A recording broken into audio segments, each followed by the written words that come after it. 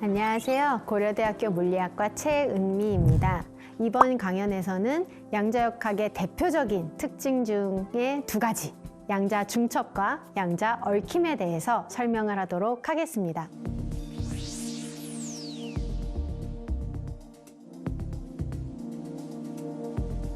먼저 양자 중첩은 이전에 설명했던 불확정성의 원리와 상당히 밀접한 연관이 있는데요. 여러 상태가 동시에 중첩되어 있다라는 의미를 가지고 있습니다. 이처럼 중첩이라는 개념은 어떤 입자의 다양한 상태가 서로 겹쳐져 있다, 동시에 존재한다라는 뜻인데요. 중첩의 개념을 조금 쉽게 이해하기 위해서 어떤 입자가 있는데 이 입자가 딱 두 가지의 상태만 가질 수 있는 경우에 대해서 생각을 해볼 텐데요. 예를 들어 하나의 상태는 0, 다른 하나의 상태는 1이라고 해보겠습니다. 그럼 이 입자는 0 혹은 1의 상태를 가질 수가 있는데요. 양자 중첩은 0과 1이 동시에 존재하는 상태를 의미합니다. 즉, 이 입자는 0이면서 동시에 1인 거예요. 그러면 이런 질문을 하시는 분들이 계실 거예요. 0이면서 동시에 1이라면 0.5랑은 어떻게 다른가요? 라고 생각하시는 분들이 계실 텐데요. 여기서 양자역학의 측정이라는 개념이 나오게 됩니다. 이 0이면서 동시에 1인 양자 중첩 상태는 0과 1이 동시에 존재하니까 0.5처럼 보이지만 얘를 측정했을 때는 결과가 0.5라는 값은 나오지가 않습니다. 한 번 측정했을 때 0이 나올지 혹은 1이 나올지는 알 수가 없습니다. 랜덤해요. 이거를 어떻게 가장 쉽게 이해할 수 있을까라고 생각해 봤는데요. 동전이 가장 좀 명확하게 우리가 비유를 할 수 있는 것 같습니다. 그래서 동전을 생각을 해보면 동전에는 앞면이 있고 뒷면이 있죠. 마치 제가 아까 예시로 어떤 입자가 0 혹은 1의 상태를 가진다라고 한 것처럼 동전은 앞면 혹은 뒷면이 있습니다. 그러면 양자 중첩은 어떻게 동전으로 표현할 수 있냐면 동전이 빙글빙글 도는 상태라고 생각하시면 됩니다. 그럼 빙글빙글 도는 동전을 생각을 해보면 이 동전은 앞면이면서 동시에 뒷면이죠. 돌고 있으니까. 이 동전을 손바닥으로 탁 치는 행위가 측정이라고 보시면 됩니다. 앞면이 나오거나 뒷면이 나오게 될 것입니다. 그런데 한 번 탁 쳤을 때 앞면이 나올지 뒷면이 나올지는 저희가 모르죠. 랜덤합니다. 이게 양자역학에서 양자 중첩 상태가 있을 때 0이면서 동시에 1인 상태가 있을 때 측정을 하면 0 혹은 1의 값이 임의로 랜덤하게 나온다라는 개념과 비슷한 경우입니다. 그런데 저희가 알고 있는 게 하나 있습니다. 아무것도 모르진 않아요. 어떤 걸 알고 있냐면 저희가 확률은 알 수가 있어요. 예를 들어 치면 앞면 혹은 뒷면이 나올 텐데 제가 100번 똑같은 상황을 반복해 보겠습니다. 동전을 100번 돌려서 100번 손바닥으로 치면 대략 50번은 앞면이 나올 것이고 대략 50번은 뒷면이 나올 것입니다. 이처럼 양자 중첩 상태도 측정했을 때 한 번 측정했을 때는 0이 나올지 1이 나올지 예측할 수 없지만 여러 번 반복하게 되면 0이 나올 확률, 1이 나올 확률, 이 확률은 저희가 알 수가 있습니다. 그리고 이 확률을 기술하는 게 이 경우에는 파동함수가 됩니다. 이 파동함수를 중첩이라는 개념을 이용을 해서 설명을 해본다면 예를 들어 전자가 이러한 파동함수를 띠고 있다라는 얘기는 여러 위치의 전자가 중첩되어 있다라는 식으로 표현을 할 수가 있습니다. 이렇게 양자중첩이라는 개념을 저희가 정의를 했는데요. 이 양자중첩이라는 개념은 당대에 또 많은 논쟁을 일으켰습니다. 왜냐하면 한 번 측정했을 때 저희가 결과값을 알 수가 없기 때문입니다. 예측할 수가 없어요. 그런데 물리학은 오랜 시간 동안 완벽하게 미래를 예측할 수 있는 학문이었습니다. 예를 들어 어떤 입자가 있을 때 이 입자의 위치, 속도, 그리고 힘, 이 입자에 가해지는 힘을 알고 있으면 이 입자가 미래에 어디로 움직여서 어떤 속도를 가질지를 다 예측할 수 있는 게 그동안의 물리학이었어요. 그런데 갑자기 양자역학이라는 새로운 학문이 나오더니 양자중첩이라고 하면서 한 번 측정했을 때 나오는 결과를 모른다고 합니다. 예측할 수 없대요. 그러면 사람들이 그게 무슨 물리야? 라고 당연히 의문을 표하겠죠. 그래서 이 양자 중첩이라는 개념은 당대에 상당히 논쟁거리가 됐습니다. 그리고 이제 뒤에 설명할 양자 얽힘과 더불어서 양자역학을 공격하는 가장 핵심 포인트 중에 하나로 작용을 하게 됩니다.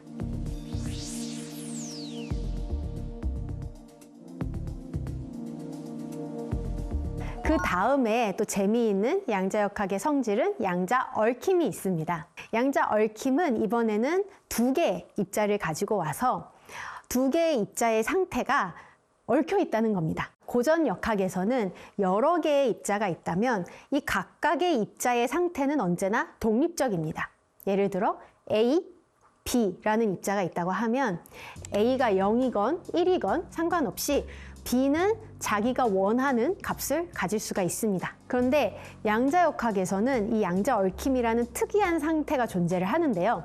이 상태는 이 A와 B를 꼭 같이 써야 됩니다. 같이 우리가 써줘야지 얘네를 따로따로 떨어뜨려서 상태를 생각할 수 없는 그런 상태를 이야기합니다. 그래서 예를 들어서 A가 정해지면 B도 정해지는 거죠. 조금만 더 생각을 해보면 상당히 이 양자 얽힘이라는 상태가 재밌고 신기하고 알 수 없는 상태라는 걸 알 수가 있습니다. 아까 동전의 예를 다시 들어볼 텐데요. 이번에는 두 개의 동전을 생각을 해보겠습니다. 두 개의 동전이 빙글빙글 돌고 있어요. 제가 왼손 동전을 탁 쳐서 앞면이 나왔습니다. 그러면 그 즉시 제가 이 왼쪽 동전을 치는 그 즉시 오른쪽 동전이 혼자 넘어지면서 제가 아무 짓도 안 했는데도 혼자 넘어지면서 똑같이 앞면이 나와야 합니다. 이게 양자 얽힘입니다. 그리고 만일 제가 이번엔 반대로 오른쪽 동전을 탁 쳐서 뒷면이 나오면 그 즉시 왼쪽 동전도 넘어지면서 똑같이 뒷면이 나오는 이게 양자 얽힘 현상입니다. 좀 신기한데 그럴 수도 있을 수도 있지 않을까? 라고 생각하실 수도 있는데요. 조금 더 극단적인 상황을 상상을 해보겠습니다. 이번에는 양자 얽힘 상태에 있는 두 동전이 있는데 하나는 지구에 있고 하나는 달에 있다고 해보겠습니다. 그러면 제가 지구에 있는 동전을 탁 쳐서 앞면이 나오면 그 순간, 그 즉시 달에 있는 동전도 혼자 넘어지면서 앞면이 나와야만 합니다. 저는 지구에 있는 동전만 탁 쳐서 앞면이 나왔는데 그 즉시 달에 있는 동전도 넘어지면서 앞면이 나오는 겁니다. 이것도 저희 직관으로는 조금 이해하기가 어렵죠. 나는 지구에 있는 동전을 측정했을 뿐인데 내가 지구에서 한 측정이 달에 있는 동전에 영향을 끼친다는 얘기니까요. 이 양자 얽힘이라는 개념도 양자역학이 정립이 되면서 자연스럽게 이론적으로 제시가 된 개념인데요. 제가 아까 처음에 말씀드린 양자 중첩과 이 양자 얽힘, 이 두 가지 개념이 양자역학에서 아주 중요한 성질인데요. 하지만 동시에 가장 직관으로 이해하기 어려운 개념이기도 합니다. 그래서 당대에 이 양자역학이 발전되던 당시에 상당한 논쟁을 불러일으켰습니다.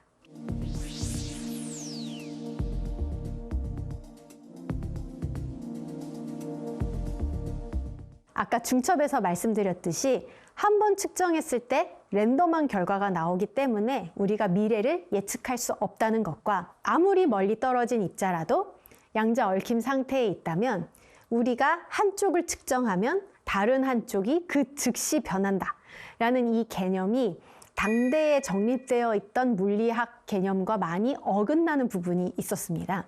그래서 많은 논쟁이 있었는데요. 특히 그 아인슈타인이 이 양자 중첩, 양자 얽힘이라는 개념을 정말 싫어했습니다. 사실 아인슈타인은 광자라는 개념을 도입하면서 양자역학의 시작에 큰 기여를 한 인물인데요. 하지만 동시에 이 중첩, 얽힘이라는 양자역학 고유의 성질에는 끝까지 반대를 했습니다. 양자 중첩의 경우는 아인슈타인은 한 번 측정했을 때 임의의 결과가 나오는 게 아니다. 단지 우리가 모를 뿐이다. 즉, 아직 우리가 모르는 어떤 변수가 존재를 해서 이 변수까지 알면 결과가 이미 다 정해져 있는 것이다 라고 주장을 했습니다. 그리고 양자 얽힘에 관해서도 뭔가 숨겨진 변수가 있는 것이지 한 곳에서 측정을 한 결과가 다른 곳에 그 즉시 영향을 끼치는 건 있을 수 없다 라고 아인슈타인은 주장을 했습니다. 이 양자 중첩이란 개념을 설명할 때 같이 등장하는 개념이 슈레딩거의 고양이가 있는데요. 슈레딩거가 생각한 가상 실험을 이야기를 합니다. 슈레딩거는 사실 이 양자 중첩 개념을 반대를 했습니다. 그래서 슈레딩거 고양이 가상 실험을 얘기를 한 거죠. 어떤 실험이었냐면 방 안에 방사능을 내뿜는 물질이 있고, 그리고 방사능이 들어오면 독을 내뿜는 독약 장치가 있습니다. 그리고 그 방에 고양이가 있는 거예요. 양자 중첩이라는 개념이 존재를 한다면 이 방사능을 내뿜는 물질은 예를 들어 1시간 뒤에 50%의 확률로 방사능을 내뿜고 50%의 확률로 방사능을 내뿜지 않는 그런 양자 중첩 상태라고 해보겠습니다. 그러면 1시간 뒤에 어떤 일이 벌어지냐면 1시간 뒤에는 50%의 확률로 방사능을 내뿜으면 그 방사능 때문에 독약이 나올 것이고, 독약이 나오면 고양이가 죽겠죠. 그리고 반대로 또 50%의 확률로 방사능이 나오지 않는다면 그러면 독약도 안 나올 것이고 고양이도 살아있을 것입니다.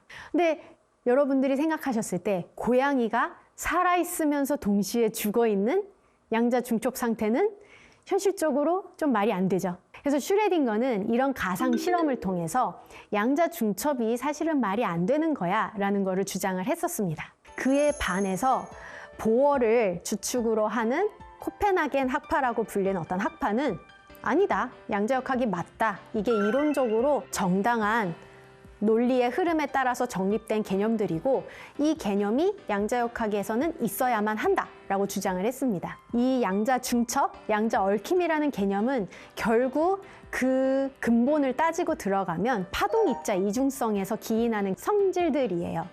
그래서 이 코펜하겐 학파는 우리가 지금까지 실험적으로 관측한 입자가 동시에 파동이고 파동이 동시에 입자라는 이 현상, 이 성질을 제대로 설명하기 위해서는 양자역학에서 양자 중첩, 양자 얽힘이라는 개념이 꼭 도입되어야 한다라고 주장을 했습니다.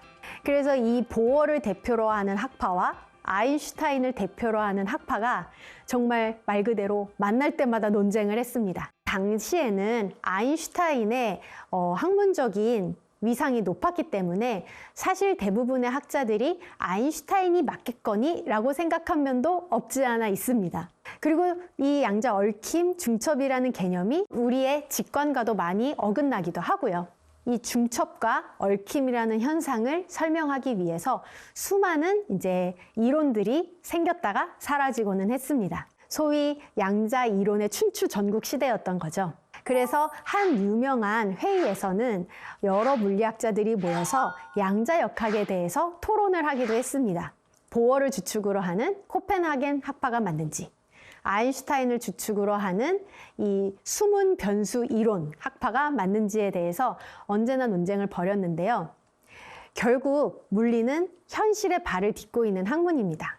아무리 이론적으로 완벽해 보이는 어떤 이론이 있다고 해도 그게 실험적으로 검증되지 않는다면 이건 하나의 가설에 불과합니다. 그래서 이 양자 중첩, 양자 얽힘이 맞느냐, 틀리냐 하는 이 논쟁도 결국은 실험으로 판명이 나야 했습니다. 하지만 당대에는 양자역학의 이런 중첩이라던가 얽힘 같은 잘 실험적으로 증명할 도구가 많지가 않았습니다.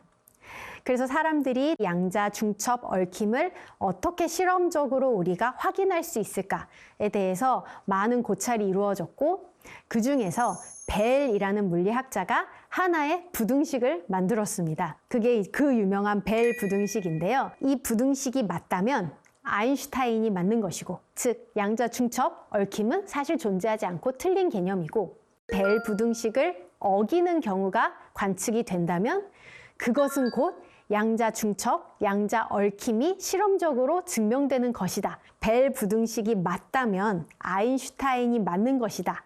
라는 이야기는 벨이 속으로 누구를 지지했는지를 보여줍니다. 벨은 사실은 아인슈타인이 맞겠거니 라고 생각을 했습니다. 그럼 이제 하나의 식이 나왔습니다. 이 식만 실험적으로 증명을 하면 양자 중첩, 얽힘이 존재하는 양자역학이 맞는지 혹은 아인슈타인이 맞는지를 알 수가 있는 거죠. 그래서 이 식을 실험적으로 증명하기 위해서 수많은 물리학자들이 이제 여러 실험을 하셨고, 그 결과 벨 부등식을 어기는 경우를 실험적으로 만들 수 있었습니다. 그게 곧 양자 얽힘의 증명이 되는 거죠. 그래서 이렇게 실험으로 결국 양자 중첩, 양자 얽힘이 존재한다는 것이 판명이 됐고, 양자 중첩, 얽힘을 포함하는 양자 역학이 이 세계를 기술하는 타당한 이론 체계다라는 것이 확립이 되게 되었습니다.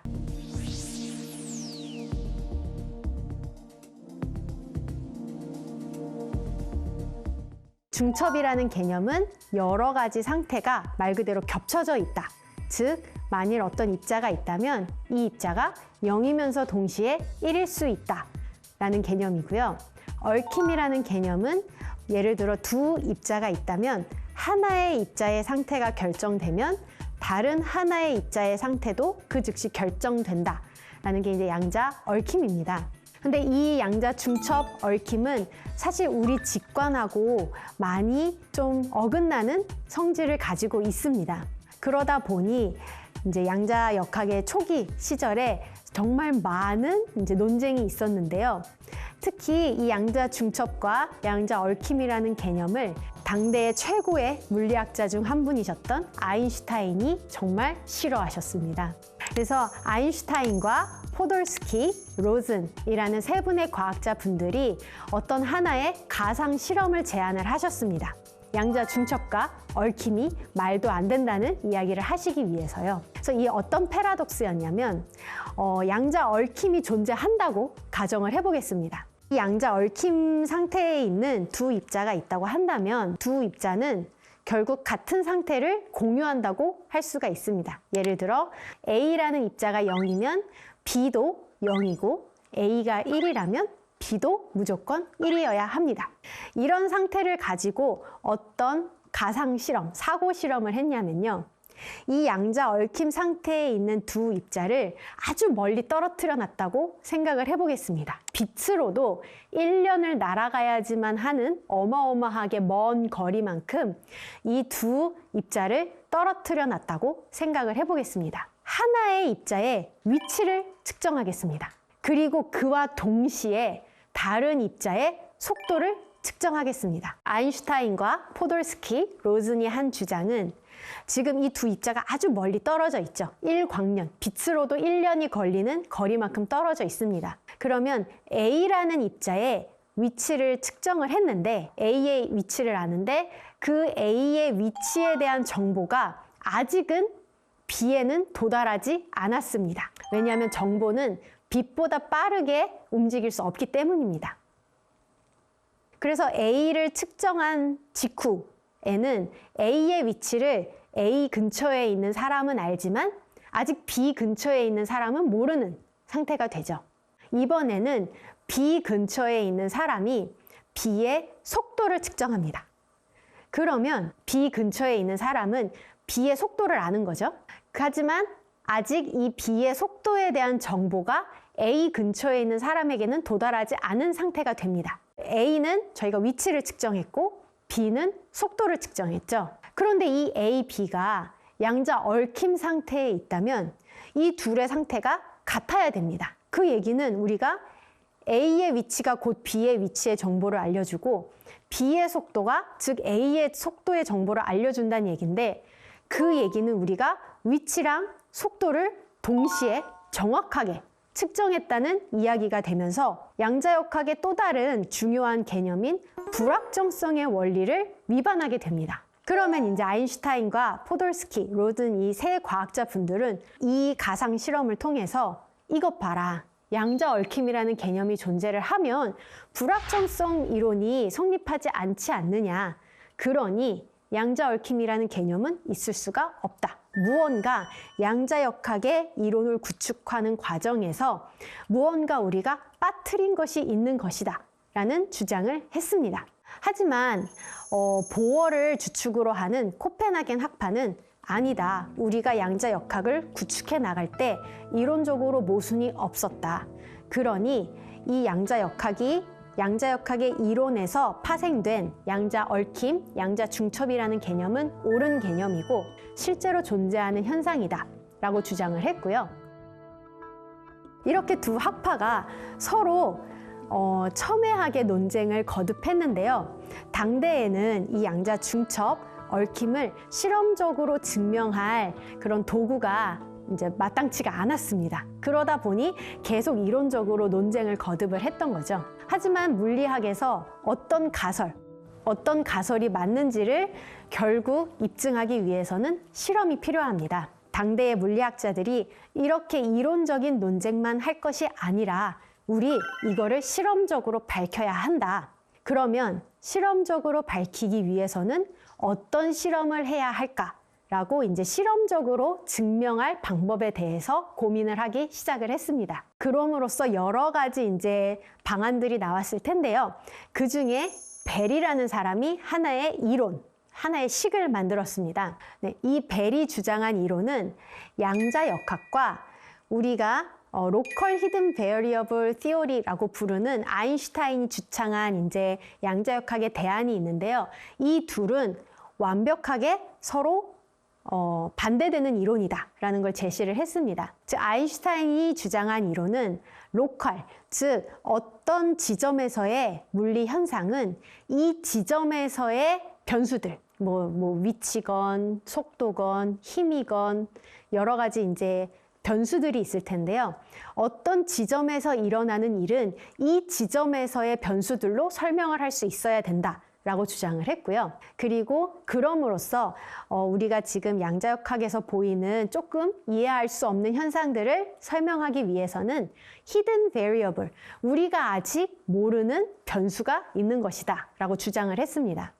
벨은 이런 아인슈타인의 주장은 양자역학의 양자 중첩, 얽힘하고는 같이 갈 수 없다라고 주장을 하면서 이 둘은 완벽히 다른 개념이기 때문에 우리가 실험적으로 증명을 하려면 어떤 부등식을 측정을 하면 된다라고 제창을 했습니다. 이 부등식이 어떤 식이냐면 조금 멀리 떨어진 위치에서 이제 측정을 하는 거예요. A랑 B라는 입자들이 있다고 했을 때 이 입자들의 모든 상태에 대해서 서로 측정을 막 한 다음에 여러 상관관계를 봅니다. 각각의 경우의 수에 대해서 다 측정을 해서 그 측정 결과들을 모아서 어떤 통계값을 계산을 하면 아인슈타인이 맞다면 이 통계값은 2보다 작아야 된다. 숫자 2보다 작아야만 한다.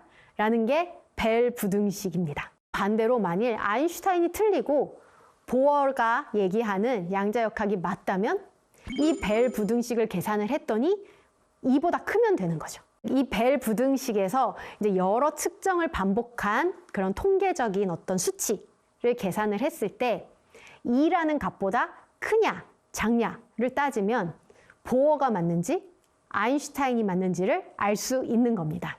그래서 이로써 벨이 하나의 식을 만든 거예요. 벨이 만든 이 식을 이제 실험적으로 검증만 하면 양자역학이 맞는지 혹은 양자역학이 틀리고 아인슈타인이 얘기한 것처럼 우리가 아직 모르는 게 있는 건지를 판별할 수 있게 된 것입니다. 식이 나왔으니까 여러 물리학자들이 달려들겠죠. 이거를 내가 한번 측정해 보겠노라 하고 달려들 것입니다. 그 중에서 누군가가 드디어 성공을 하셨습니다. 측정을 반복해서 그 벨이 만들어준 그 식에 대입을 했더니 2보다 큰 값을 얻으셨어요. 그 얘기는 양자역학의 양자 얽힘이 실험적으로 증명이 된 거죠. 이로써 그 긴 시간 동안 이제 이어졌던 논쟁의 종결부를 찍게 된 건데요. 그리고 이 양자 얽힘을 실험적으로 증명하신 분들이 바로 2022년 노벨 물리학상의 주인공들이신 알랭 아스페, 존 클라우저, 그리고 안톤 차일링거 교수님들이십니다. 이 세 분들이 어떤 실험을 했는지에 대해서 좀 간단하게 설명을 해드리겠습니다. 벨 상태라고 부르는 하나가 0이면 다른 하나는 무조건 1이어야 되고 하나가 1이면 다른 하나는 무조건 0이어야 되는 이런 상태를 만들 수만 있으면 벨이 만들어준 수식으로 계산을 하면 이 상태는 값이 2보다 크게 됩니다. 즉, 이 상태를 만들어서 측정을 해서 2보다 큰 값을 실험적으로 얻는다면 양자역학이 맞는 거죠. 이분들은 빛, 광자를 이용을 해서 양자 얽힘을 실질적으로 만드셨습니다. 어떻게 만드셨냐면 일단 광자쌍을, 광자 2개를 만드셨는데요. 그 광자를 만드는 방법은 보통 원자를 이용을 합니다. 원자에서는 이제 전자가 1번 궤도, 2번 궤도, 3번 궤도를 도는데 예를 들어서 2번 궤도에서 1번 궤도로 전자가 이동할 때 광자를 내뿜으면서 떨어지는 거예요. 그런데 이때 특이한 이제 에너지 궤도들이 있는데요.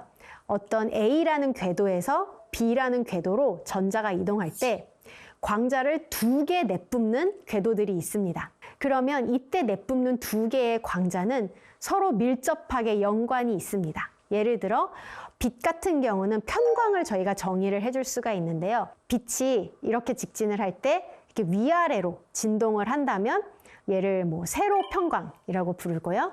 전기장이 이렇게 가로로 진동하는 빛이 있다 하면 저희가 가로 편광이라고 부릅니다.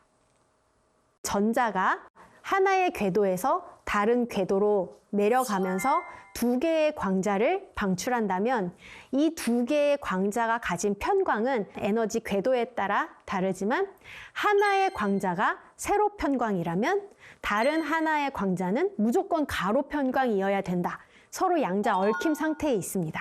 이렇게 하나의 원자에서 나온 2 광자를 이용해서 실험을 할 텐데요.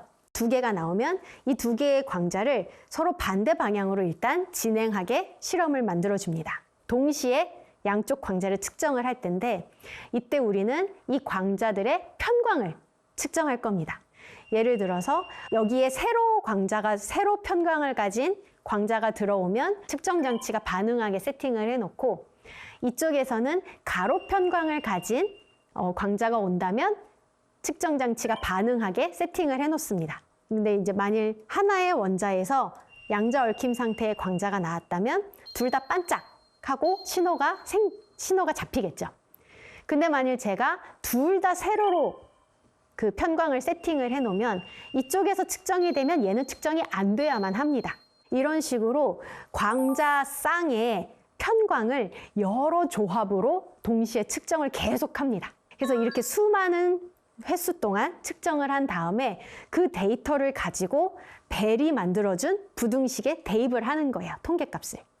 그래서 막 대입을 해서 계산을 해봤더니 2보다 큰 숫자가 나온 겁니다. 3분의 교수님들이 각각 독립적으로 실험을 하셨는데 존 클라우저 교수님이 가장 먼저 실험을 하셔서 2보다 큰 숫자를 보셨고 그 다음에 이제 존 클라우저 교수님의 실험에 약간의 이론적으로 문제가 있을 수도 있다라는 부분을 보완해서 알랭 아스페 교수님 실험에서 또 논쟁의 거리가 있는 부분을 더 보완해서 안톤 차일링거 교수님이 점점 더 정밀하게 실험을 하심으로써 결국 최종적으로 이 광자쌍의 상관관계가 정말 양자 얽힘으로만 설명할 수 있다라는 것을 실험적으로 증명을 하셨습니다. 결국 이 일련의 실험 결과로 인해서 보어 학파와 아인슈타인 학파의 논쟁이 드디어 끝이 났는데요. 결국 보어 학파의 승리로 결론이 났습니다. 아인슈타인도 가끔은 틀릴 때가 있다라는 걸 알 수 있는 귀중한 예시인 것 같습니다. 지난 시간과 이번 시간에 걸쳐서 양자 중첩 그리고 양자 얽힘에 대해서 설명을 드리고 이 양자 중첩 얽힘이 우리의 직관하고는 많이 어긋나지만 그래도 이 세계를 설명하는 맞는 이론이다라는 말씀을 드렸는데요. 이 양자 중첩, 양자 얽힘이 또한 지금 막 이제 개발되고 있는 양자 정보 과학의 핵심 성질이기도 합니다.